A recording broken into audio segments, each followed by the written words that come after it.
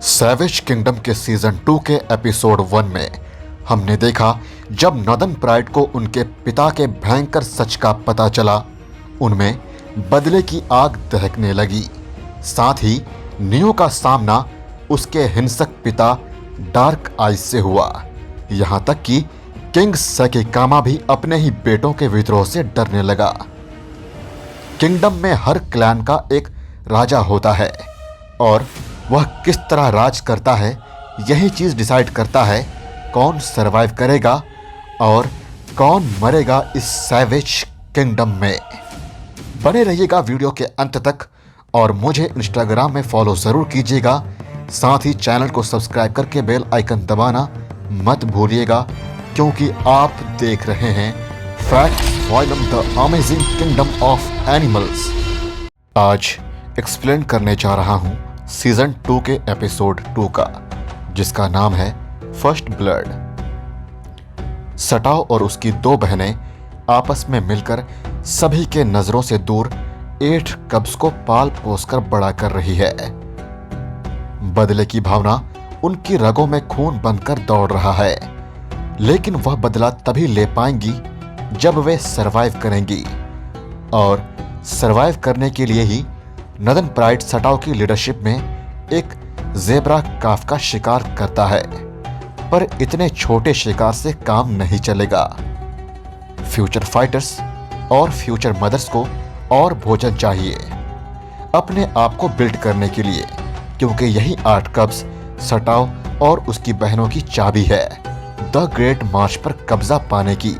और सटाओ की लीडरशिप में यह नॉर्दर्न प्राइड एक दिन द ग्रेट मार्च पर कब्जा पा ही लेगा।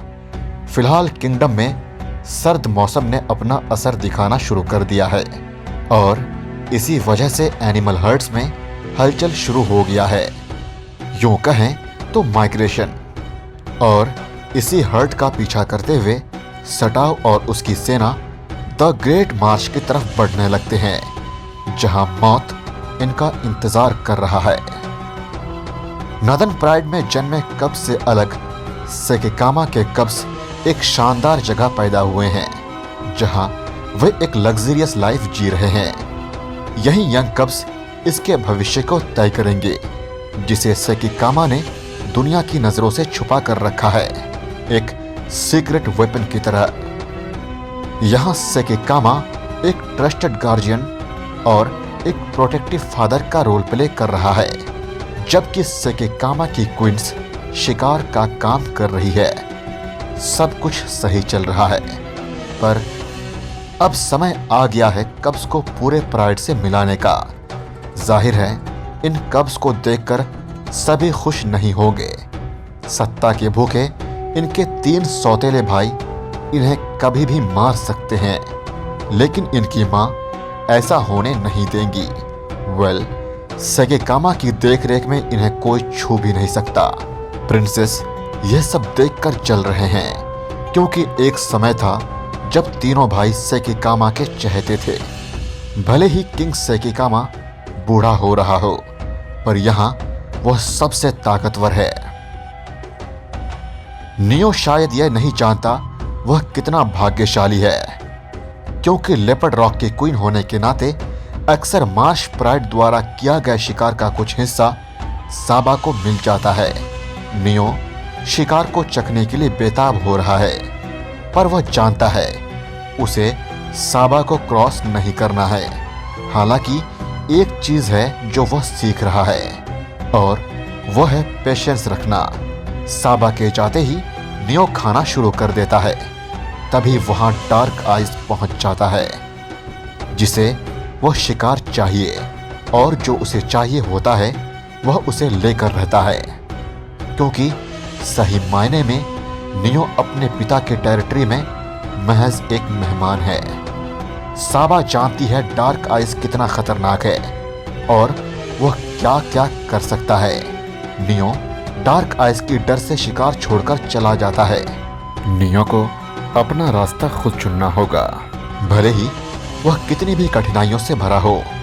नियो शिकार पर निकलता है। सामने बहुत सारे शिकार हैं, तभी उसे एक टॉर्टॉइस दिखता है और वह उस पे हमला कर देता है, पर टॉर्टॉइस के शेल को ना तोड़ पाने की वजह से वह उसे छोड़ देता है। लेकिन ऐसे शेल्स को तोड़ना नॉर्दर्न प्राइड के 8 कब्स के लिए कोई बड़ी बात नहीं है। ये है हार्ड लिटिल किलर्स, और हर गुजरते दिन के साथ यह कब्स स्ट्रॉन्ग और रूथलेस किलर्स बनते जा रहे हैं। सटाओ की देखरेख में इन 8 कब्स का भविष्य सिक्योर है। तभी अचानक एक बंजारा शेर वहां आ जाता है, और ऐसे शेर कभी भरोसे के लायक नहीं होते हैं। एक्चुअली में यह कब्स का पिता है, और कब्स आज से पहले इससे नहीं मिले थे। वे नहीं जानते इनके पिता एक चलता फिरता बॉम्ब है। सटाओ जानती है यह शेर कितना खतरनाक है और अनप्रिडिक्टेबल है, इसीलिए वह जल्दी से कब्स को उसके रास्तों से दूर ले जाती है, और सटाओ की बहनें उसका ध्यान बटाना शुरू कर देती है, उसे प्लीज करती है।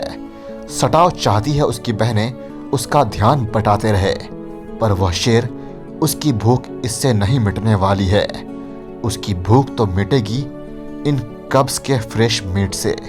यह इनोसेंट कब्स अभी अभी मिले पिता से बस खेलना चाहते हैं। उन्हें उनके पिता के इरादों का कोई अंदाजा नहीं है। वह एक एक कब को मार डालेगा, और सटाओ उन्हें बचाने के लिए कुछ भी नहीं कर सकती है। जल्द ही यह शेर वापस चला जाता है। सटाओ अपने कब्स को आवाज देती है। अच्छी बात यह है कि सभी कब्स जीवित हैं, लेकिन एक वायलेंट बैड फादर अपने निशान छोड़ जाता है। उसने एक कब को जख्मी कर दिया है, उसके पिछले हिस्से को तोड़कर। Guys, to be honest, lions का जीवन वाकई काफी मुश्किलों से भरा होता है। आपने मेरे जितने भी डॉक्यूमेंट्री वीडियोस लायंस पर देखे होंगे, सब में एक मोमेंट ऐसा जरूर आया होगा जब आप इमोशनल हुए होंगे, और इस एपिसोड में यह वह पल है। वैसे आप कमेंट में ज़रूर बताइएगा कि मेरी किस डॉक्यूमेंट्री को देखकर आप सबसे ज़्यादा इमोशनल हुए थे। यह कब जन्म से ही एक योद्धा था, पर उसके पिता ने ही उसके भविष्य को मिटा दिया। लेकिन किंग सेकिकामा ऐसा नहीं है। वह एक लीडर है, और उसके लिए उसका प्राइड शिकार पर निकला है। ऐसे में सबसे डर्टी वर्क्स उसकी क्वीन करती है। उन्होंने एक विल्ड बीस्ट का शिकार किया। सेकिकामा के राज करने का तरीका ही अलग है। वह डिसिप्लिन और ओबीडियंस चाहता है। उसके सबसे छोटे बच्चे उसके साथ खाएंगे और बाकी इंतजार करेंगे।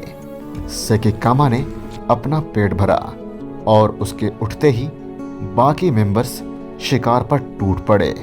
लेकिन सेकिकामा ने अपने सबसे बड़े बेटे को खाने नहीं दिया, और यह उसके लिए काफी अपमानजनक था। अगर सेकिकामा के ओल्डेस्ट प्रिंस सिकोटी को यह अपमान पसंद नहीं, तो वह प्राइड छोड़कर जा सकता है। लेकिन सिकोटी के पास उसके खुद के प्लान थे। दिन ब दिन उसकी नाराजगी बढ़ती जा रही थी। इधर लेपर्ड रॉक में नियो को एक अचीवमेंट तो मिला है, पर इससे आगे काम नहीं चलेगा। इसीलिए साबा खुद शिकार पर निकलती है। उसका घर शिकार से भरा हुआ है, लेकिन वहां एक और लेपर्ड अपने बच्चे के साथ पहुंच जाती है। वह किंगडम के one of the best hunting ground में आ पहुंचती है, ताकि अपने बच्चे के भविष्य को महफूज कर सके, जैसे साबा कर रही है। वह अपने बेटे को एक सुरक्षित जगह छोड़ पूरे इलाके की पेट्रोलिंग पर निकलती है। उसकी मौजूदगी किसी को पसंद नहीं है, लेकिन वह इस इलाके को अपना घर बनाने की पूरी तैयारी कर रही है। वह सेंट मार्किंग कर रही है, और साबा उसे ऐसा करने नहीं देगी, भले ही उसे अपने घर लेपर्ड रॉक को बचाने के लिए किसी भी हद तक जाना पड़े। इसीलिए साबा उस लेपर्ड से लड़ने जाती है, और लड़ाई के बाद जीत भी जाती है। लेकिन इस लड़ाई में वह जख्मी हो जाती है। लेपर्ड रॉक आज भी उसी का है, पर उसकी टूटी हुई हड्डी उसकी मौत की वजह बन सकती है। वह अपने घर से दूर है, और वहां नियो बिल्कुल अकेला है। हद से ज्यादा थके होने की वजह से वह आगे नहीं बढ़ पाती है। इधर सटाव अपने प्राइड के साथ साउथ की तरफ जाने पर मजबूर है, लेकिन जख्मी कब की वजह से उनकी गति धीमी हो गई है। लेकिन हालात कुछ भी हो, वे एक जंगली सुअर का शिकार करने में सफल होते हैं। सभी खाने पर टूट पड़ता है, पर बेचारा जख्मी कब बस मुंह देख रहा होता है, क्योंकि यहाँ सबको अपनी अपनी पड़ी है। तभी अचानक फिर कहीं से इनका हत्यारा पिता आ पहुंचता है। वह इस जख्मी कब का फ्रेश मीट खाकर ही मानेगा, और वाकई में ऐसा हुआ भी। रात में उस शेर ने बेचारे कब को खा ही लिया। सटाव के पास समय नहीं था शोक मनाने का। उसे हर हाल में अपने कब्ज को उनके कैनिबल फादर से दूर ले जाना होगा। अभी भी सटाव के पास 7 कब्ज थे, जिन्हें वह किसी भी सूरत में खो नहीं सकती थी। द ग्रेट मार्श पर कब्जा पाने का सटाव का यह सपना पूरा होने में और वक्त लगेगा। नियो की माँ कई दिनों से गायब है। वह भूखा है और इंतजार करते करते थक चुका है, इसीलिए वह खुद शिकार पर निकलता है, पर अफसोस असफल साबित होता है। नियो के आसपास हत्यारे घूम रहे हैं, इसीलिए वह भागकर लेपर्ड रॉक में छुप जाता है। सिकोटी और उसके भाई दबंग शेर है और अपने आप को साबित करने के लिए बाहर निकले हैं। नियो छुप गया है और अपनी सांसें रोक के बैठा हुआ है। जरा सी भी हलचल और उसका काम तमाम। सिकोटी और उसका भाई एक लेपर्ड को मार डालता है। जाहिर है यह हत्या भोजन के लिए तो नहीं था, यह था पावर के प्रदर्शन के लिए। द ग्रेट मार्श के हर हिस्से पर अब इनका कंट्रोल था।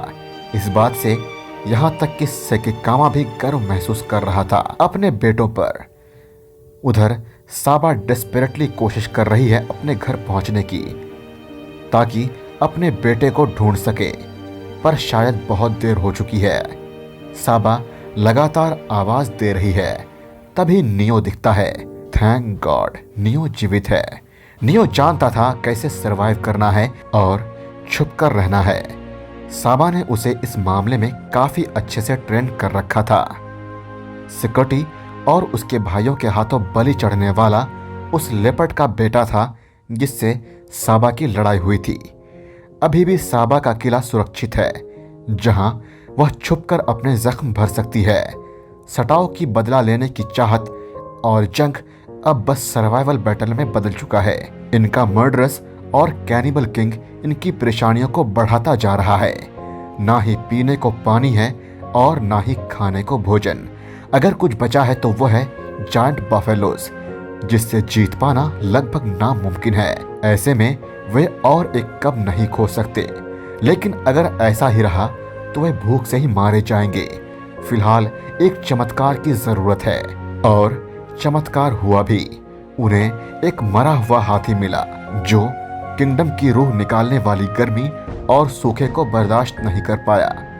साबा के जख्म भर रहे हैं, पर अभी भी वह कमजोर है, लेकिन शिकार तो करना होगा, इसीलिए उसे इस बार नियो की सहायता की जरूरत पड़ेगी। यही वह समय है जब नियो अपने आप को साबित कर सकता है। फाइनली माँ बेटे मिलकर शिकार कर ही लेते हैं, लेकिन तभी डार्क आइज वहां पहुंच जाता है। नियो को हर हाल में यह जगह छोड़ना होगा। डार्क आइज बार बार वार्निंग नहीं देगा, इसीलिए नियो अपनी जान बचाकर भागता है। अब नियो को खुद के बल पर जीना होगा, भले ही वह तैयार हो या ना हो। जानेंगे अगले एपिसोड में आगे की कहानी। तब तक चैनल को सब्सक्राइब करके बेल आइकन दबा दीजिएगा और वीडियो को लाइक एंड शेयर कीजिएगा, एंड मुझे इंस्टाग्राम में फॉलो जरूर कीजिएगा।